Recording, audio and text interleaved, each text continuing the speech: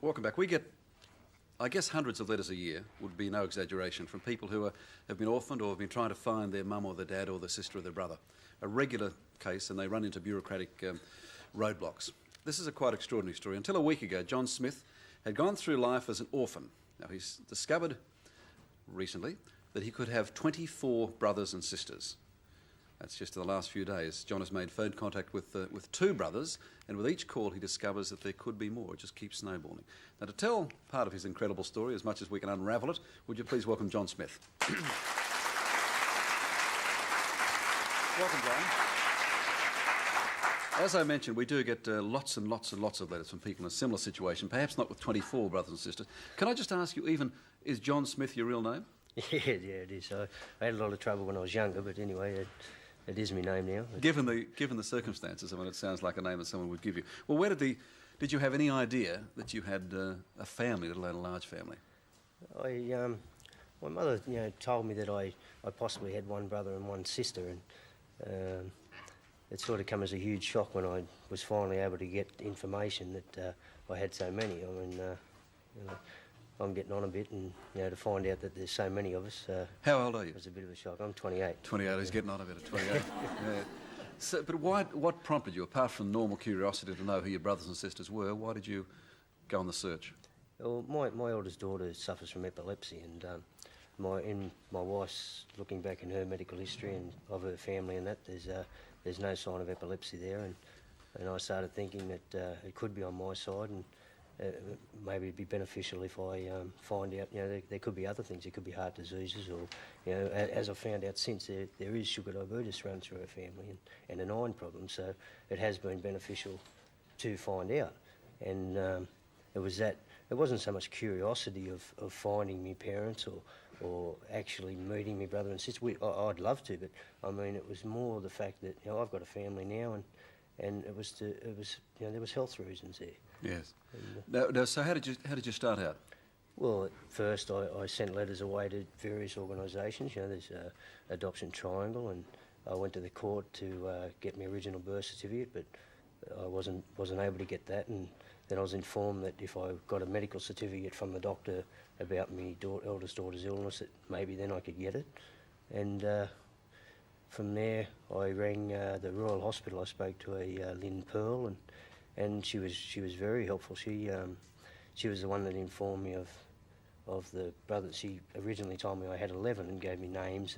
But how did she put it to you? She told you to sit down, didn't she? Yeah, she said to me, she said, you better sit down just for a minute, we've got a bit of news. And I said, oh yeah, and I was expecting you to say that, we've found your brother and sister, and I was excited and that, and then she said there's not one brother and one sister, but 11 of you. And I nearly collapsed and thought, no, and that sort of, then I was really, I wanted to find my brothers and sisters. Now, have you met any of them? No, I haven't, no. You've spoken to them on the phone? I've spoken to two brothers on the phone, and I've since found out that there's more than 11 of us, and, it can go as high as 24. We've sort of come to 20, but there's still, there could be more. But, all right, then we had to. I mean, the two chairs there are not there for a reason, for nothing. We'd like you to meet one brother. We'd like you to meet Wayne Moffatt. Wayne, would you like to come in? Here we go.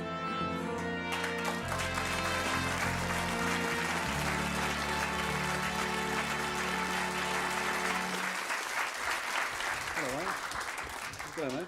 Please have a seat. Now, it is an extraordinary. The theatre involved you. You've spoken over a week or so, haven't you? No, just on Saturday night. Saturday night. The first time ever spoke. Now, we think, as far as John can work out, that you're the oldest of the family, Yeah, I'm the oldest, yeah. And are you 35? I'm 35, yeah. What do you remember of when John disappeared? Only that he was just a baby in a crib at the time, that's all. Not so much as him of playing with us as I do with the other brothers and sisters. How old were you, Wayne? At the time I was about 6 years of age. Now, there were 6 or 7 of you at that stage? 6 of us. Right, and Mum disappeared? Yeah.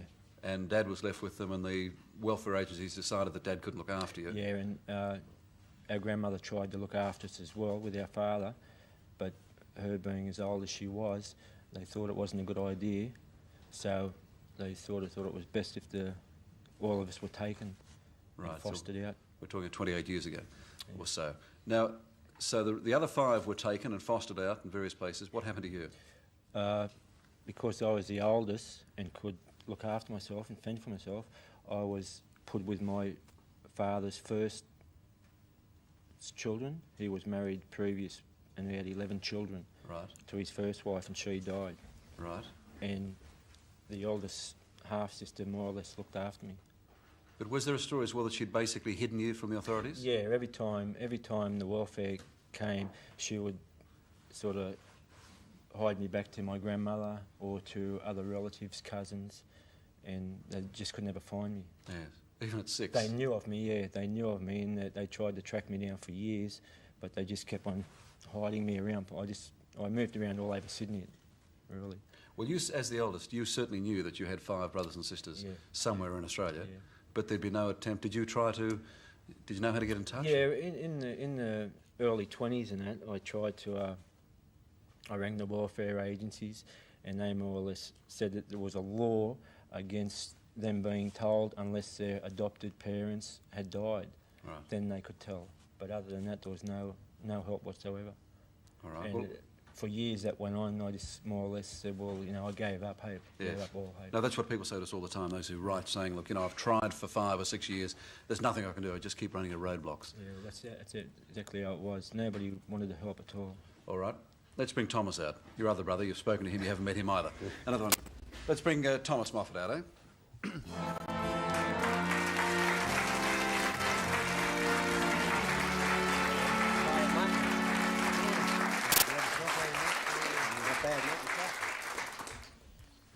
Thomas is...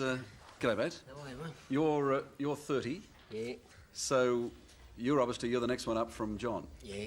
So what did you heard of the episode and when you were split up? Only what you've heard from... Only what Wayne's told me since I met Wayne 2 years ago, and I was more or less in the same boat as John. So you only met him 2 years ago? Wayne, yeah, I Yes. only met Wayne about 2 years ago, yeah, because I more or less went through the same process as John. I was adopted when I was only 5, and I'd never been told anything about me natural parents or relatives, and when I was 25 years old, my adopted parents decided to tell me that I had a brother, and then the same effect as snowball come, that there was all these brothers and sisters running around everywhere. Now, fellas, it'd be great television if I could bring 24 people out here, wouldn't it? So meet Alice, meet the rest. But you know where your mum is, Yes, do you? Yeah. I do, yeah. I've spoken to her a couple of occasions. And will she tell you how many there are?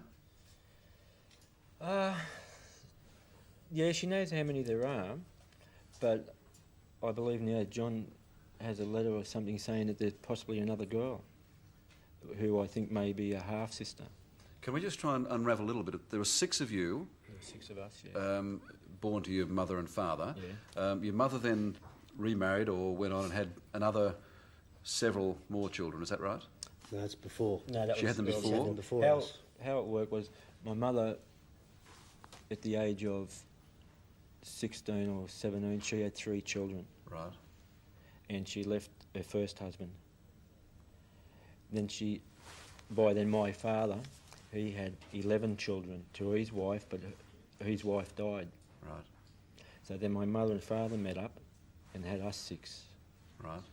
So there's six of us, Right. 11 of my father's first marriage, Right.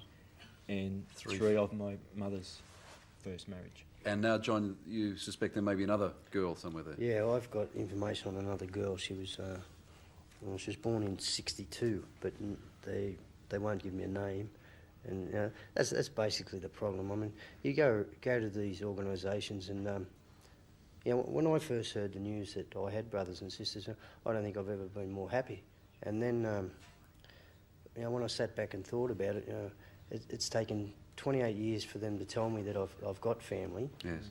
And then they're still not prepared to give me the information to find them when they've got it. There's organisations out there that've got names, addresses on all these people, but they're just not prepared to give it. They're making how decisions. I can understand them, say not giving me the information on my mother and father. Your sisters and brothers, and that's your sister Donna.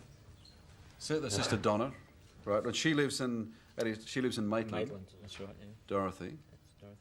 That's your brother Michael. He's from Tasmania. Do you know what his surname is? Michael Moffatt. He was always Right. Moffatt. Yeah. Right. That's your brother James. Lives in Bamboka. Which is in the Snowy. Yeah, down that area, Cooma area. And Moffatt again? Moffatt, yeah. Right. They were never adopted. They were fostered out. They virtually spent all their life in the home until they became of age, certain age. Then they were fostered out to families, and they more or less left home when they turned age and went out on their own. Now, even when you were separated at almost birth, as I understand it, the 6 children were all living roughly in the same area, but you didn't know. Didn't know. You could have met each other on a football field or on a bus. Probably punch one another up. Yeah, I was lucky there. Being the youngest, I saved would've a few missed out, hidings. But you certainly could have met Well, yeah, Wayne, because couldn't you? I lived in Glebe. He was living in Newtown, and Actually, don't you owe me a quid? You borrowed some money off him, did you? The funny part, the 4 of us were living in the general area. Michael, James, Tom and myself lived in very close. The 3 boys lived in Glebe and I lived at Newtown. Well, I suspect it probably affected you most, Wayne, because at least you were old enough to know that you had brothers and sisters. Yeah, it did. I grew up bitter. I'm still bitter. I've never been happy with my life. It's affected not only me, it's affected my own wife, my own kids. I hate society. You know, I sometimes sit back. Mentally, it's disturbed me a lot. You know, there was even one part there where I grew up thinking, why didn't I do something? Even at that age, Yes. mentally took over, and I tried to get rid of Wayne. I took anybody that knows me around that Newtown area knows me as James. I took over James's identity, and even today, my wife still calls me James. What or Jimmy. you felt guilty about as a 6-year-old not doing something? Yeah. Fat lot you could have done as a 6-year-old. Yeah, but mentally and Yes. psychology it just took over, and you know, it's just now that when I met James, I more or less gave him back his name, you know, and I'm just starting to come back now. And you've all got, I take it, you've all got families, and given your age, you've all got fairly young families, so you've really got there's a huge family there. 16 grandchildren. 16 grandchildren Yeah. that your mother had. that mother would have, yeah. Yes. Would you like to meet your mother? Is that important? Oh, no, not really. I was more concerned at meeting my brothers and sisters. And, you know, like, I had a great mother and a great father. I was lucky in that way. Apparently a couple of the others never, but, you know, I had a great family. I had a good sister. I've got a brother I noticed out there in the audience, and you know, I'd just like to say that... That's Jim, isn't it? Yeah, I'm not up here, Jim, to close any doors. Like, I love you, and, you know, you've been more than a brother, you've been a father, and, you know, you've been a good mate, and I'm not here to close any doors. I'm here just to open a few, and, you know, and I love you, Jim. I'm sure you would understand that, Jim, as we all would understand that very much indeed. What's the next step? I mean, hopefully, watching this, there are relatives, husbands or wives of other relatives, I mean, of your father's first children and so on that you would like to get in touch with? Well, I've always been in touch with them. Right. Because, as I said, I live with my older sister, half-sister, and I grew up with all of them, so I virtually know them. But the other boys don't, the other side. Tom has met a couple of I've them, met 2.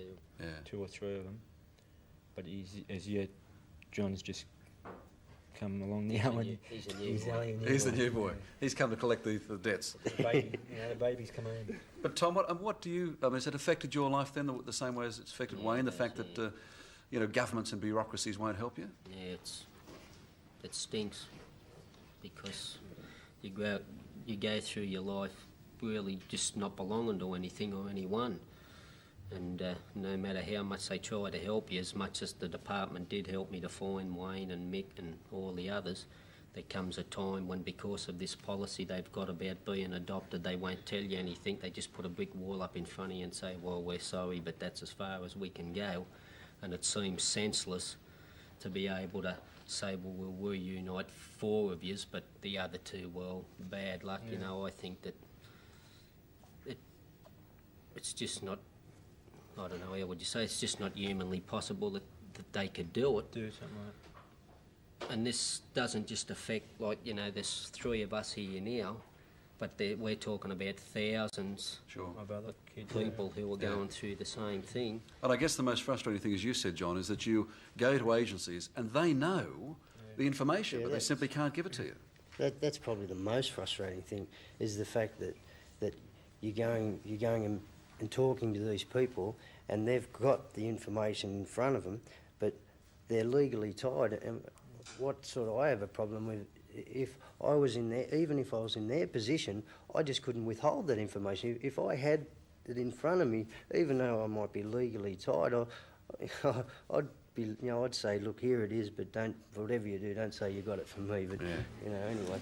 The worst thing, we probably all would do that, except it's going to rebound on somebody. Yeah, mate. Isn't it, wrongly? The worst part is that when I used to talk to them, they used to say, well, you don't know John.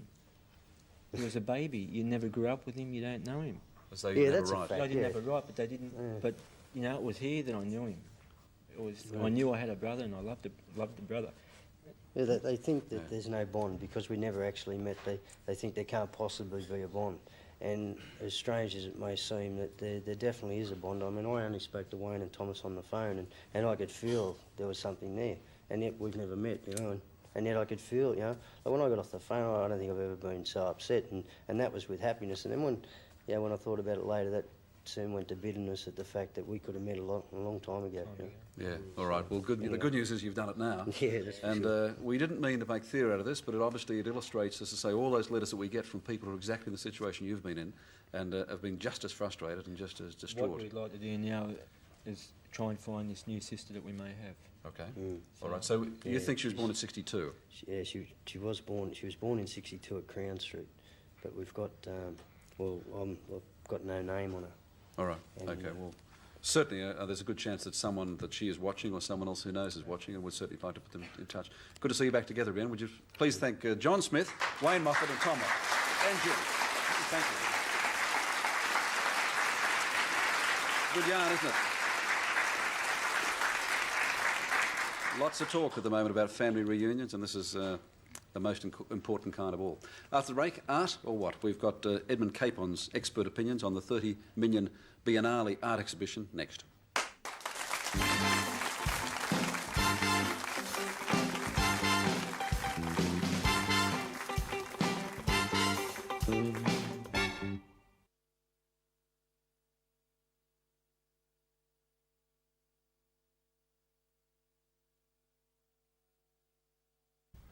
Welcome back. This is a great story. Last week on the show, we introduced John Smith to two of his brothers, two brothers he knew that he had. At the time, John suspected there could be even more missing members of his family. Well, there are. So to talk about that, would you please welcome John Smith, Wayne Moffatt, his brother, and Tom Moffatt, his other brother, and later a couple more surprises. Please welcome our guests. Welcome, fellas.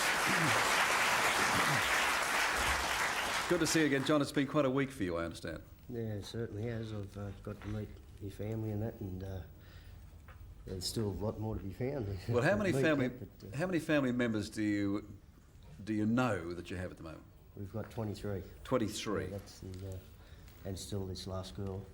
All right. So we mentioned there was a younger sister that you thought, all three of you thought that you had, but and we had dozens and dozens of phone calls. So I guess with a name like Smith, that's one of the problems, isn't it? Yeah, that from girls who thought that they could be. But you don't. Is it possible? I mean, your mother would be able to tell you if you could talk to her? Yeah, I'd say she'd be able to shed light on it, and probably shed light on a lot of other things. But yes. And so far, Wayne, I mean, I take it that she's not been prepared to talk and give any more details. I spoke to her 2 nights back, and she's prepared. She's more or less acknowledged us, and she's prepared to speak to the other kids. But whether she'll go any further than that and say that there is more children, I don't know. I just don't know. I've rang the Youth and Community Department, and they have said that there possibly is one more, but they're not too sure. They're just going to do some more checking for me, and they'll let me know in about a month's time. But will they let you know where she is or who she is? No, they'll just say that there is one more, and that's it. It is quite extraordinary. Where the extraordinary. brick wall comes in, they'll just stop there. We had, more than 100 letters, in fact, after you guys appeared, from people in similar situations. There was one here that I just wanted to quickly read, which we got from Ballina. I won't give the lady's name, but from Ballina. And she said, it certainly brought tears to my eyes, as I have, a similar story. I was the only child adopted out of a family of 4 children. I know that I have a sister and 2 brothers. Me being the youngest and only one adopted, I have been searching for a couple of years and a lot of doors have been closed in my face. As babies, we have no say and we are just given up. Now that we're adults, they say that we have no right. I hope that I don't sound bitter. I'm not, just very hurt to think that I may not even know who my natural parents were, and worst of all, having 2 brothers and a sister whom I'll never see. Yeah. Well, I think they should be bitter because the system's denying them a family. It's blood. It's their family. They should have a right to see them. And just since last Tuesday, when we were on this show, I've had something like 20-odd phone calls from people in the same situation, looking for somebody and hoping that maybe we are related. They just don't know. What, girls thinking that they may be your sister? Yeah, it may be our sister. Desperately seeking to find their family. And it just doesn't affect us as brothers and sisters. Like, we've got children, and some of the things that we've been able to find out just since we've met and that, some of the things are incredible, like the likeness of my daughter and Tom's daughter, and just things that have happened over the years. Like you mean the physical likeness of the 2 girls? They're like twins, Ray, just about. There's a photo of them now on the screen, and when you look at them, it looks like twins. I'm starting to wonder where he might have been.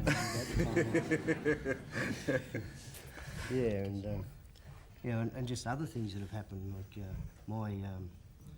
my original father, he died 12 years ago, and my adoptee father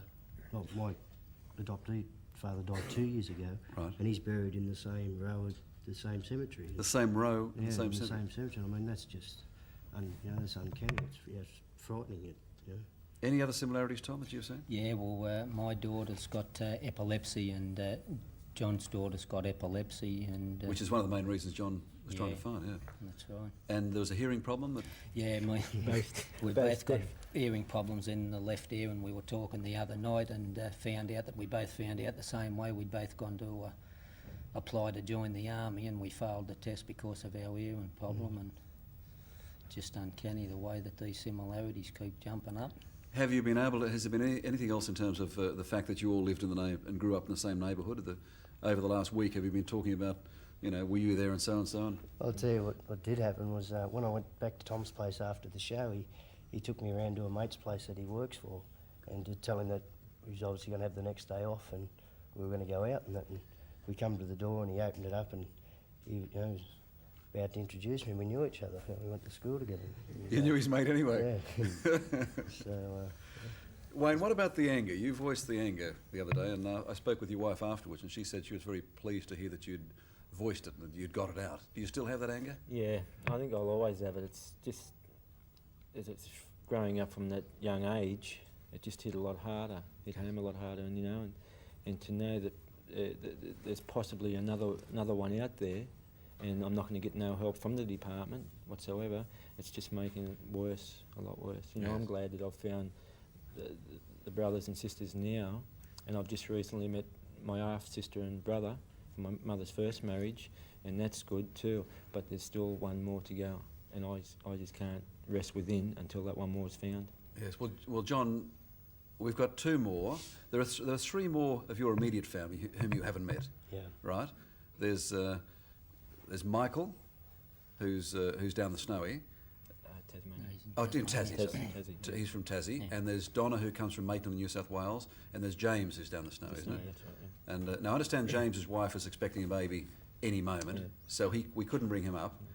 But we brought Donna down from Maitland, so we'd like to bring Donna out. And you can meet Donna for the first time. Donna, would you like to come out?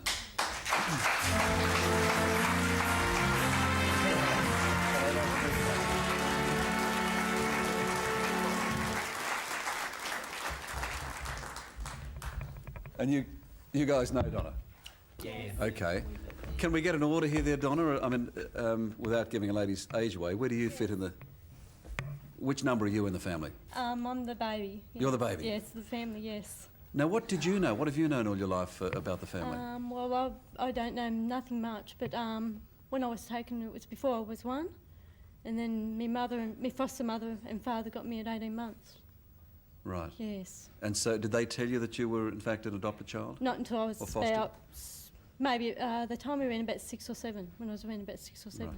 And when did you meet Wayne and Tom? When did you touch base I then? met them through Michael. Michael started looking for us all. Yes. Yes. Yeah, Michael was basically the one that started Yes. the whole thing rolling. It would have been about 10 years ago now that Michael first made contact with James, and they more or less lived together. They were in their teens, and then because Donna was so young, they wouldn't give any information. But once she turned 16, they were permitted to make contact with her, and then there would have been a break about 8-9 years, and then I came along and got in contact with Michael, and I met Donna and James. Then along came Wayne 2 years later, and then It is an 2 extraordinary years saga. Yes, after, it 2 is, years yeah. after that along came John. Yeah. And that's the worst part about it, I think, Ray, is that, you know, we were all living under the same roof 28 years ago, and it's taken 28 years to get us back here so that we're all under the same roof again. And if something isn't done about the policy and they get this law changed, you know, a lot of other people are going to be going through the same pain and the same hurt, because, you know, it's just heartbreaking to think that this could have happened 10 years ago, maybe more. And as I said on the show last time, you know, it doesn't just affect us. We're not here just glorifying our story. We're here to represent all the people who are out there who have been adopted, who are going through the same thing. Yes, all right. Well, and as I say, we've had more than 100 letters of just almost exactly the same story that you're telling us. All right, let's bring the culprit out. Let's meet Michael. Michael's from Burnie in Tasmania. Come on out and meet us, Michael.